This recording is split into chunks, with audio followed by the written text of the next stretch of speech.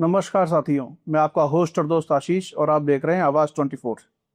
आज हमारे साथ जो शख्सियत मौजूद हैं वो हनुमानगढ़ युवा कांग्रेस की जिला अध्यक्ष रहे हैं लगभग 9 साल तक। तो सबसे पहले हम स्वागत करते हैं नेहरा जी का, कृष्ण नेहरा। कृष्ण जी, आपका बहुत बहुत स्वागत है। आपका बहुत बहुत धन्यवाद, और आपका भी, आपके चैनल का भी, और हमारे बहुत ही अच्छे अच्छे दर्शकों का भी बहुत बहुत अभिनंदन, स्वागत और धन्यवाद। तो नेहरा जी, पहले तो लाइट मोड में एक बड़ा मतलब मजाकिया सा जिसको अपन कहें सवाल शुरू करते हैं। ये पहलवान, मतलब आपके बारे में कई बार लोग लिख देते हैं, आपका नाम जहाँ लेना होता है वहाँ पहलवान बोल देते हैं। तो ये पहलवान शब्द आया कहाँ से? सबसे पहले तो ये जानना चाहेंगे आपसे।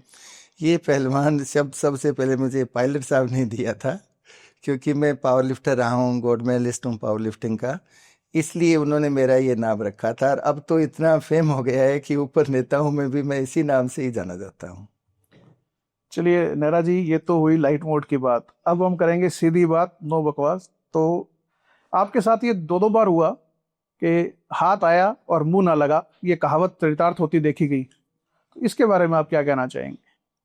देखिए, पार्टी में वैसे तो जो पार्टी का आदेश होता है वो सिरोधार्य होता है, सर्वमान्य होता है, लेकिन मुझे ये जो बार बार ये जो सज़ा दी जा रही है वो सिर्फ इसीलिए दी जा रही है क्योंकि मैं किसी बड़े और बहुत अच्छे और मेरी तरफ से बड़े सम्मानीय नेता से जुड़ा हुआ था, इसीलिए। और कहीं कोई कमी नहीं है, मेरे काम को स्वयं में जिनसे भी मिला उन्होंने सराहा है, क्योंकि वो फीडबैक पहले से लेके रखते हैं, जो जो कैंडिडेट होते हैं उनके सबके फीडबैक लेके लेते हैं।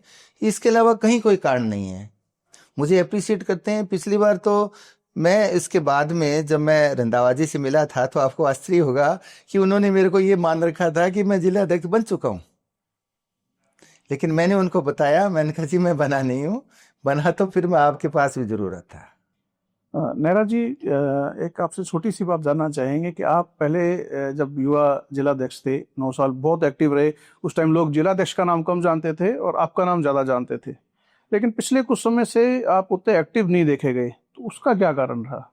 देखिए जी, उसके दो कारण था। एक तो मेरी वाइफ को कैंसर हो गया था, और दूसरी बात ये थी कि मैंने जब ये देखा था कि भी पार्टी में ऐसे लोग आ गए हैं, ऐसे नेता आ गए हैं जो पार्शलिटी करते हैं, जो प्रिजुडिस होते हैं पहले से ही, तो वो अपने ही लोगों को, जुड़े हुए लोगों को बढ़ाते हैं, वर्कर को कम अहमियत देना शुरू कर दिया था। इसलिए मेरा मन थोड़ा खराब हो गया था।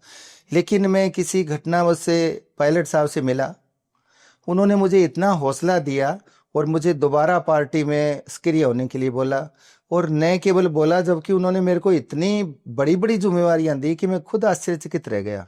आपको भी आश्चर्य होगा कि मेरी पहली मुलाकात जब उनसे हुई थी, उसके बाद मैं दोबारा मिला भी नहीं था, लेकिन एक प्रोग्राम बना था राहुल जी की पद यात्रा का, खोथावाली से अमर सिंहपुरा तक, तो उसमें उन्होंने मेरे को वहां से फोन किया था कि यहाँ की जो सुरक्षा की जो जो लोकल जिम्मेवारी होती है वो आपको दी जाती है, और आपको लड़के लेके आने हैं। तो मैं मेरे 150 लड़कों को वहां लेके गया था। हमारी ट्रेनिंग भी सुरक्षा विभाग के द्वारा करवाई गई थी, और मैंने उस प्रोग्राम को इतनी अच्छी तरह से कंप्लीट किया था कि उन्होंने मेरी बहुत प्रशंसा की, और राहुल जी ने भी बड़ा धन्यवाद दिया था। नेहरा जी, हमारे जो नए जिलाध्यक्ष हैं, अब तो बनी गए हैं, तो नए जिलाध्यक्ष जो हैं जी जी। वो एक ऐसे परिवार से आते हैं जिसकी पारिवारिक पृष्ठभूमि कभी भी कांग्रेस विचारधारा की नहीं रही। तो इस पे आपका क्या विचार है? देखिए, जो अपने तो देखिए स्थानीय बैठे, तो आपको भी वास्तविकता का पता है और मुझे भी पता है, अब तो मेरे ख्याल से सबको ही पता है। मैंने मेरे पिछले एक इंटरव्यू में भी बोला था कि मैं कभी किसी व्यक्ति का विरोध नहीं करता हूं, मैं उस प्रक्रिया का विरोध करता हूं जिसके अंतर्गत चयन किया जाता है। पहले हमारे यहाँ किसी का भी मनोनयन करते थे, यानी जो नेता ये समझते थे कि ये व्यक्ति अच्छा है और जिला चला सकता है, तो उसका कर देते थे। उसमें मुझे कोई शिकायत नहीं है, क्योंकि मैं ही कोई अकेला नहीं हूँ, और भी मेरे से बहुत लोग योग्य बैठे हैं, उनका हो गया तो मुझे कोई प्रॉब्लम नहीं थी। लेकिन इस बार क्या हुआ था कि कई जगह पार्टी की हार के बाद पार्टी हाईकमान ने महसूस किया कि हमारे हार की जो सबसे बड़ी वजह है वो हमारा काडर है, क्योंकि हम जो नीतियां, जो पब्लिक के हित का कार्य करना चाहते हैं, जो हमारी सोच है जिसके आधार पर हम देश को विकसित करना चाहते हैं, आगे बढ़ाना चाहते हैं, विज्ञान प्रदत्त बहुत सारे इंस्टीट्यूट्स खोलना चाहते हैं, तो उसकी वजह से क्या हुआ था कि इनको ये लगा भी काडर को चुस्त दुरुस्त किया जाए। फिर ये रिसर्च हुई कि आखिर कमी कहाँ है। ये पाया गया कि जितने पदाधिकारी बनते हैं वो या तो नेताओं के रिश्तेदार होते हैं, या बड़े नेता खुद होते हैं, या फिर उनकी पसंद का कोई व्यक्ति होता है, तो वो फिर पार्टी में इंटरेस्ट नहीं लेता। तो ये पाया गया कि भी ऐसे व्यक्ति को अपने जोड़े जो कि साधारण व्यक्ति हो, जो किसी नेता से नहीं जुड़ा हुआ हो और जो किसी सिफारिश से नहीं बल्कि अपनी योग्यता से आए। मैंने जब ये सुना तो मुझे बहुत खुशी हुई, क्योंकि मैंने अपना पूरा राजनीतिक जीवन, आप तो यहाँ व्यक्तिगत हो सभी जानते हैं, मेरी ईमानदारी पे मुझे बड़ा गर्व है।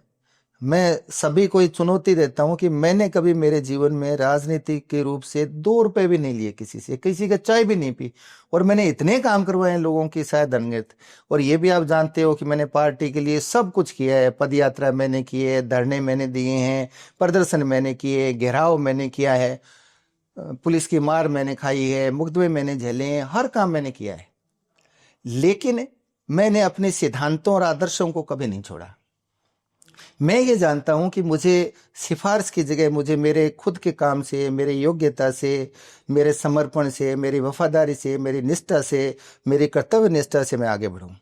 और इसीलिए जब मुझे ये लगा कि बहुत अच्छा प्रोग्राम है तो मैं बड़ा खुश हुआ था, और मैं सबसे बातचीत भी करता था कि ये सबसे अच्छा कदम है, इससे बहुत अच्छे लोग आएंगे और पार्टी संगठन बहुत आगे बढ़ेगा। नहीं नेहरा जी, आपने कहा कि ये आपको लगा बहुत अच्छा प्रोग्राम है, पर अब जानना चाहेंगे संगठन सजावट कार्यक्रम जो था जी, अब आपको क्या लगता है कि ये महज औपचारिकता थी या कहीं इस पे अमल भी लाया गया? देखिए मैं फिर बता रहा हूँ आपको, जितना विवाद राजस्थान में हुआ है उतना विवाद किसी और प्रदेश में नहीं हुआ।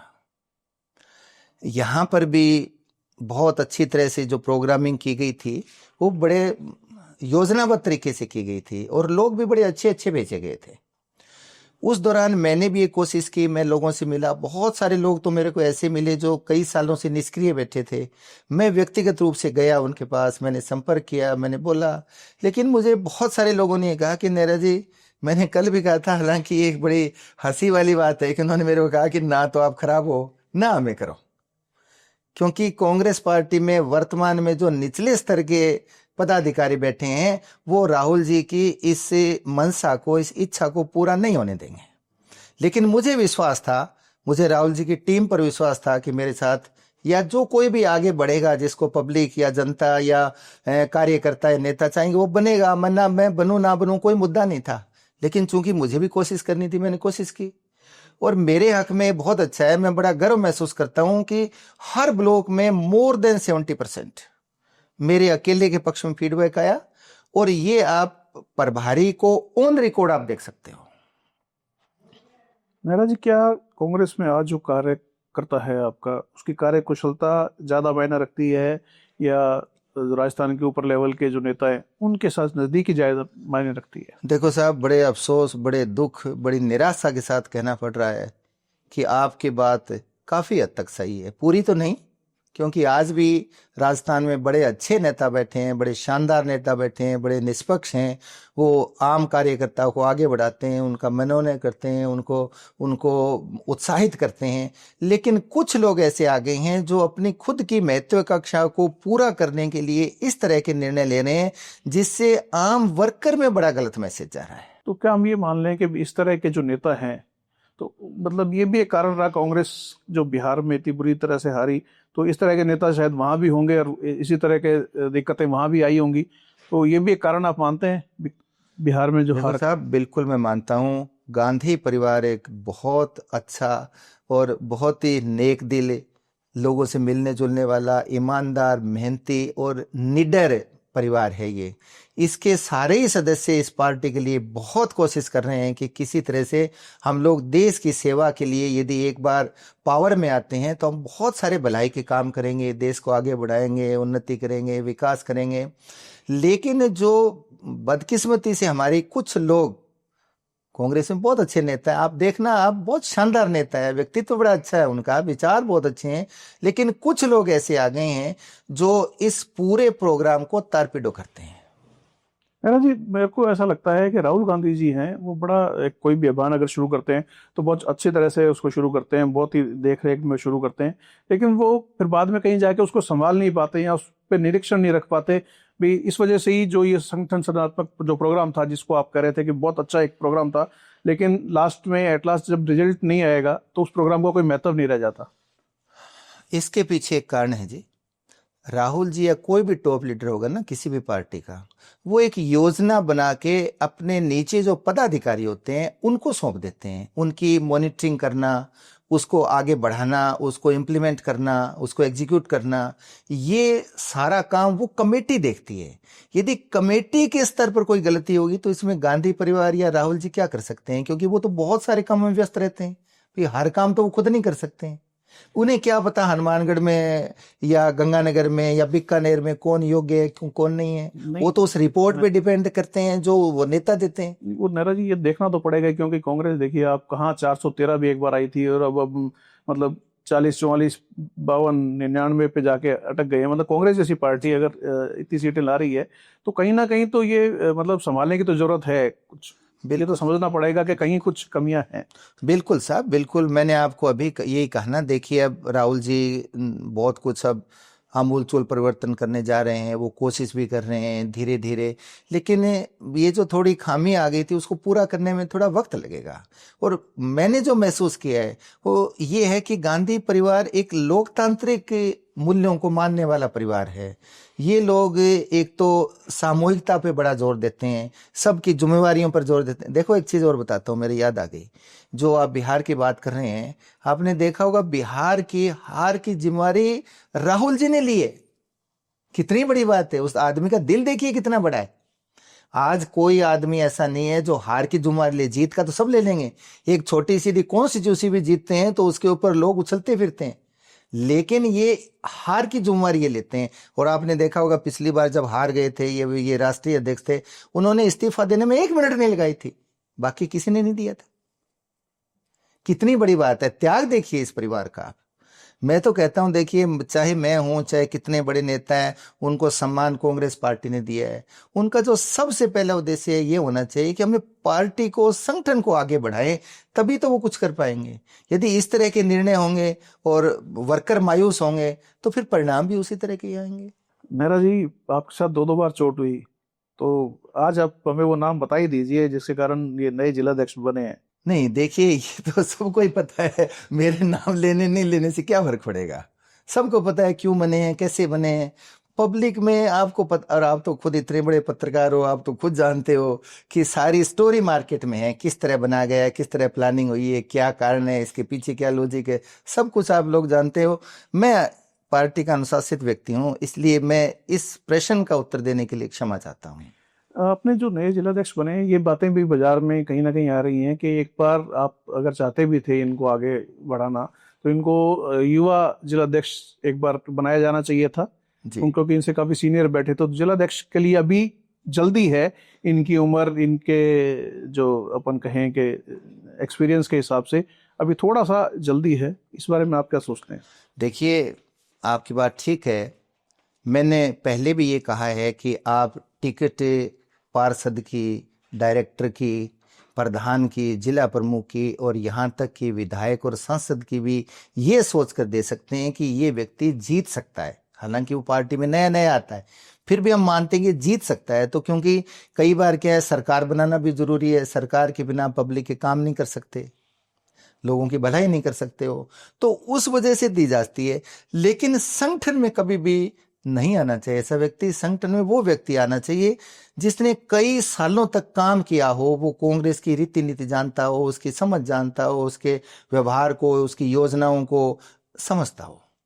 इसलिए आप ठीक कह रहे हैं कि अभी बहुत जल्दी हो गया। देखिए ये मैं तो कहता हूँ ये आदमी बहुत ही भाग्यशाली है। बिना कांग्रेस ज्वाइन किए हुए इनको ये डायरेक्टर की, जोन डायरेक्टर की टिकट मिल गई थी, जीत भी गए। बनते बनते फिर जैसे ही प्रदेश में कमेटी बनी सीधे सचिव बन गए, और अब फिर देखिए फिर जिलाध्यक्ष बन गए। तो भाग्य के अलावा और क्या कारण हो सकता है?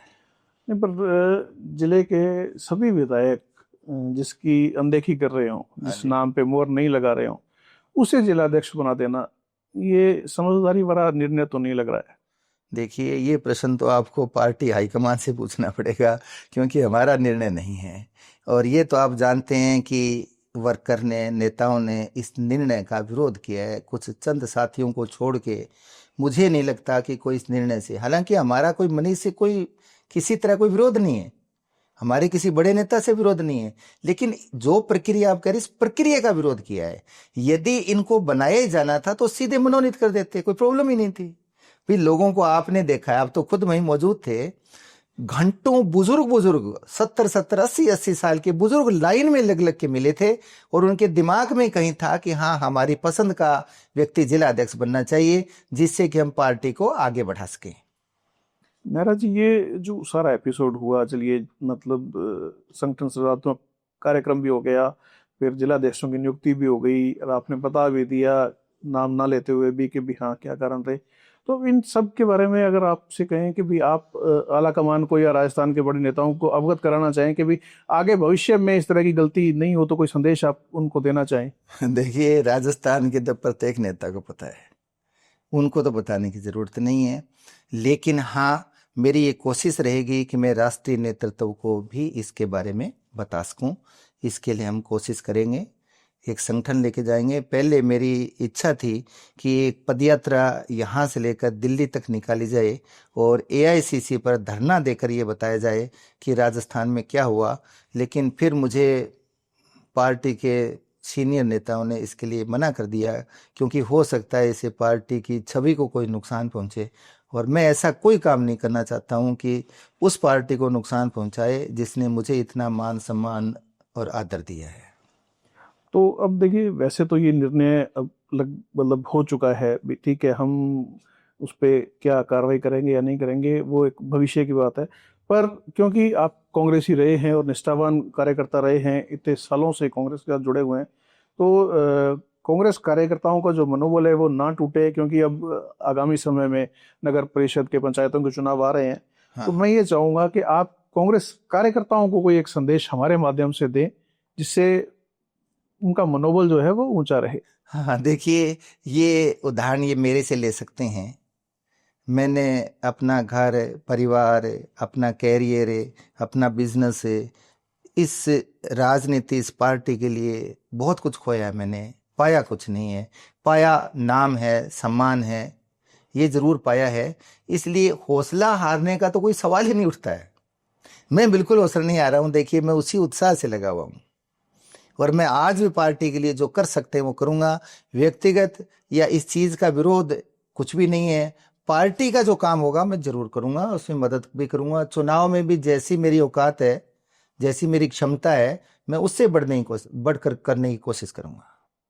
चलिए, ये थे हमारे साथ कृष्ण नेहरा जी, जिन्होंने काफी हद तक हमें सभी सवालों के जवाब दिए, एक आध को छोड़ के। वो तो खैर सभी राजनेता करते हैं। तो आप हमारे साथ बने रहें। आवाज 24 लाइक करें, शेयर करें, सब्सक्राइब करें। धन्यवाद।